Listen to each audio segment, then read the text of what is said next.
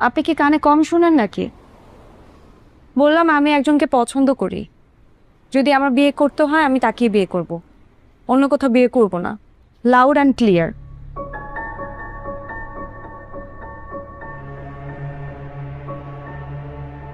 মায়াজান মা, মায়াজান মা, মায়াজান মা। কি হয়েছে? তোমার মেয়ে কত বড় বেয়াদব, আমাকে বলে কি না আমি কানে কম শুনি, অজার সময় বলে গেল লাউড অ্যান্ড ক্লিয়ার। কি বলে জানো? ও নাকি একজনকে পছন্দ করে, বিয়ে করলে তাকেই করবে। আচ্ছা, আমার নিজের মেয়ে হলে আমাকে এভাবে বলতে পারতো?